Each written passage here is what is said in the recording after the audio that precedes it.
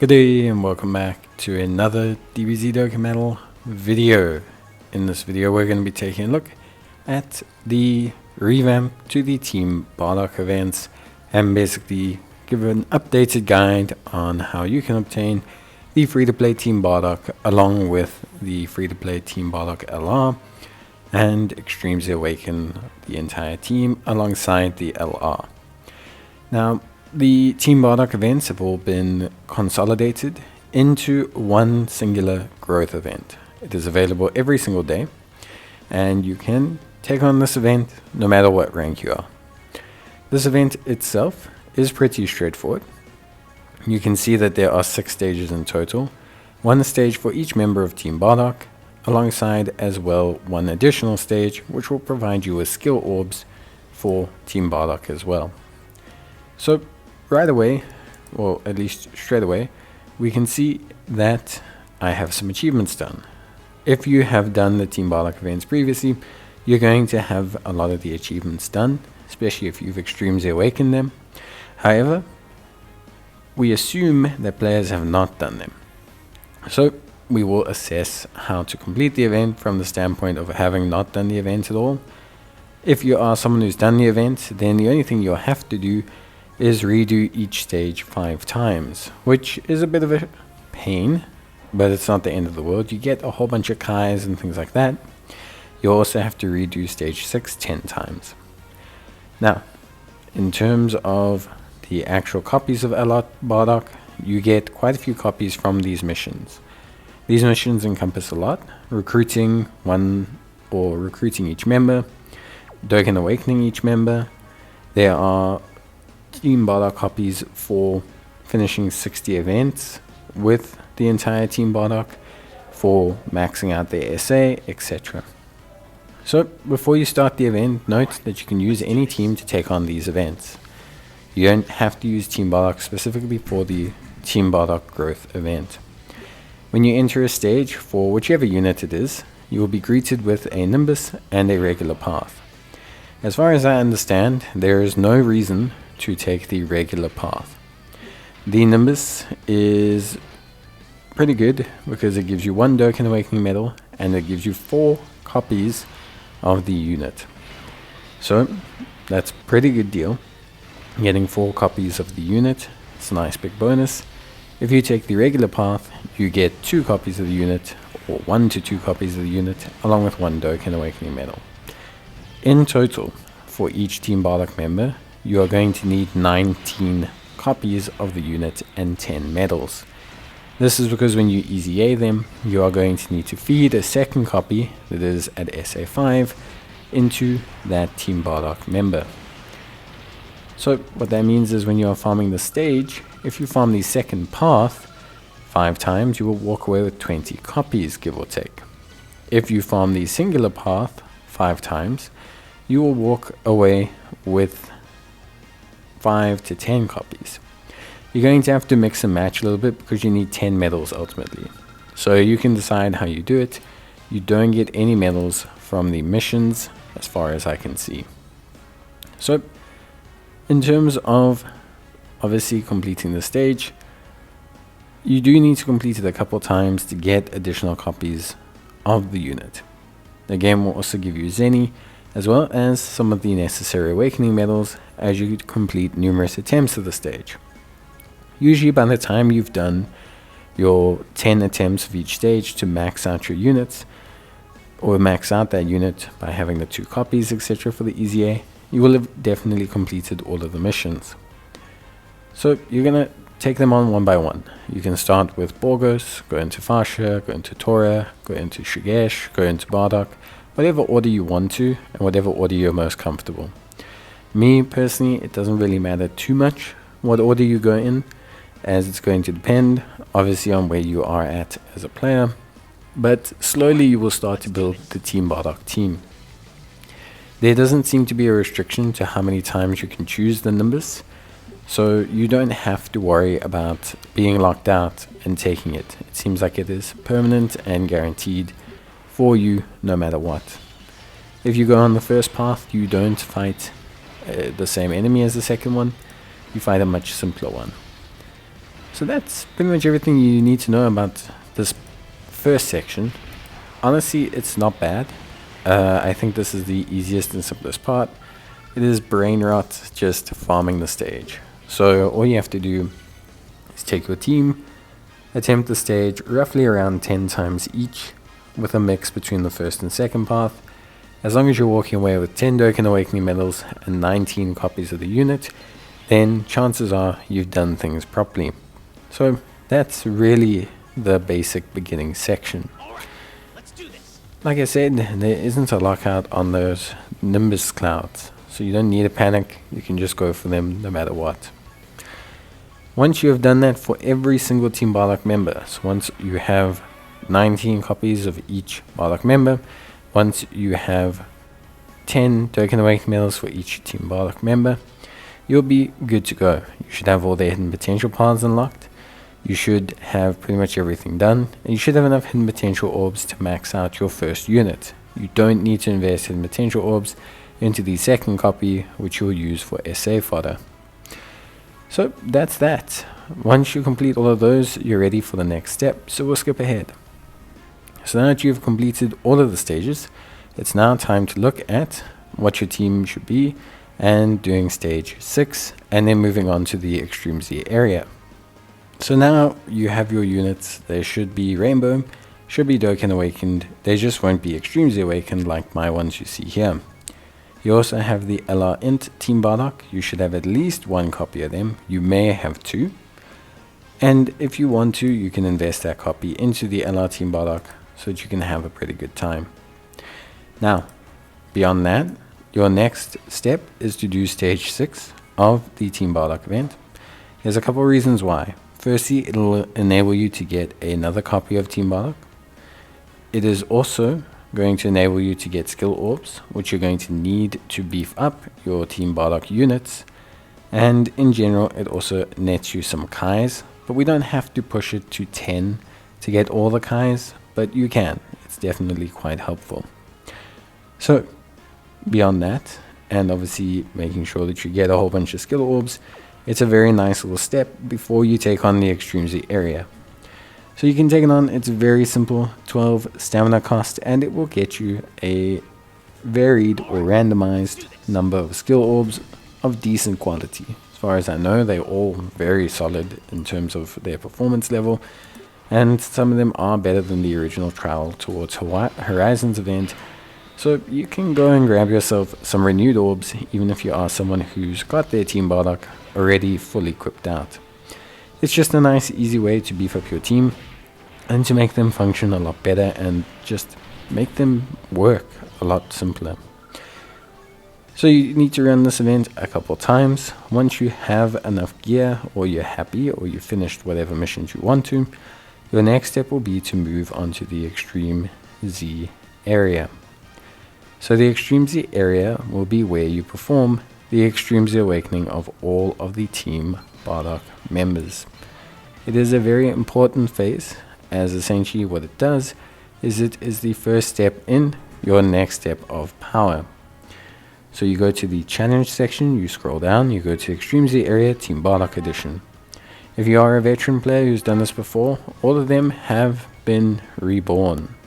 So they've been completely renewed, they've been completely redone, and quite frankly, it is a very simple, straightforward process for you. So very, very simple, very straightforward process. You can skip stage 1, it is not necessary. There is no necessary need to do stage 1. It is for the AGL Bardock from the different event. So you need to do stage 2, 3, 4, 5, and 6. Now to take on this event, you used to need a Ginyu Force member. You do not need them anymore. You can now use just Team Bardock members, which makes your life a lot easier. Now, in terms of the stage, there are 2 difficulties. There's the level 12, the 12 stamina difficulty, and the 25 stamina difficulty. The 12 stamina difficulty will drop your bronze and silver medals, and the 25 will drop your gold and rainbow. There's also a Nimbus here. This Nimbus can be taken by you if you want to increase the difficulty of the event, but you will be getting double the medals. If you take the Nimbus, you only need to do each difficulty twice per unit.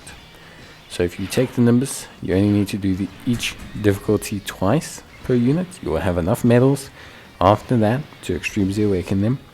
If you do not take the Nimbus, you will have to do each difficulty 5 times so that you can get the necessary medals for the units. It is just one of those things. It's up to you. You may not be comfortable yet. You may not have invested in potential orbs. You may not have a good friend lead. You may not have good equipment on your unit. It is going to be entirely up to you to determine. When I say determine, it's going to be entirely how comfortable you are to when you can dictate what's going to happen. So there's no need to push yourself to take the Nimbus and do the harder difficulty.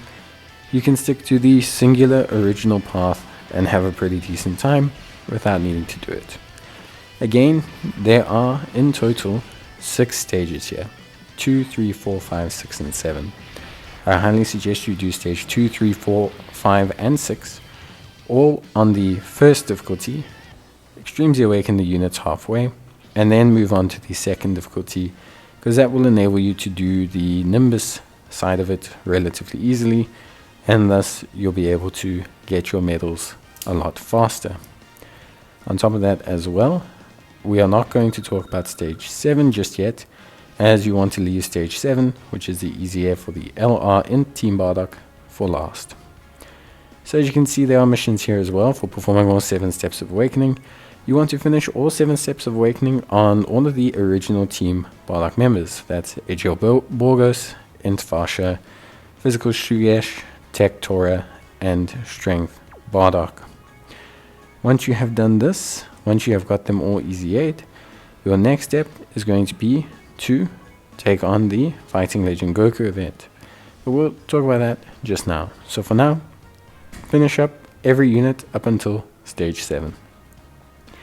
So you should have everything done up till stage 7. Another friendly and helpful time skip has arrived. And now you should be ready to claim your missions for all of the units if you want to. But you want to do the Fighting Legend Goku event. Now you might say, why do I want to do the Fighting Legend Goku event before taking on the LR Team Bardock? Well, at this point, your Team Bardock team with the LR Team Bardock lead are going to be powerful enough to do the Fighting Legend Goku event with pretty much huge ease. If you complete this event, not only are you netting yourself some other cool rewards, but you're also going to guarantee yourself an additional copy of LR Team Bardock. This copy is going to increase his stats and performance, which generally speaking is something I highly suggest, as it's going to help you out big time when it comes to finishing the stage 7. Not that it's mandatory, but I just suggest doing it this way.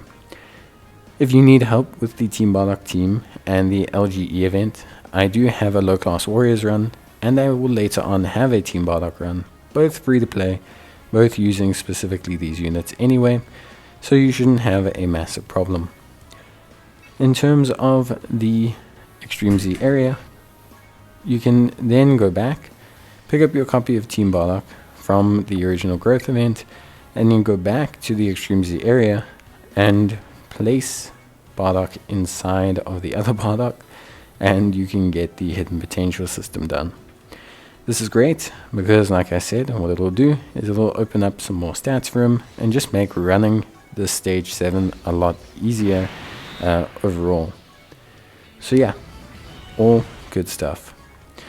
Now that you have put Team Bardock into your hidden potential system, you should hopefully have 2 dupes inside him by now. Mine has rainbowed, but that's because I have additional copies from the original event.